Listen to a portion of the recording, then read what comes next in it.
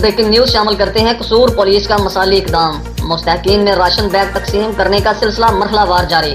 جذبہ خیر سگالی کے تحت قصور پولیس کے کانسٹیبل سے لے کر ڈی پی او تک تمام رینکس نے رضاکارانہ طور پر 14 لاکھ روپے سے زائد رقم فنڈ میں جمع کروائی۔ مرحلہ وار ضلع بھر میں غریبوں اور نادار لوگوں میں راشن تقسیم کیا جا رہا ہے۔ ڈی پی او قصور، مصیبت کی اس گھڑی میں قصور پولیس اپنے شہریوں کی مدد کے لیے فرنٹ لائن پر کھڑی ہے۔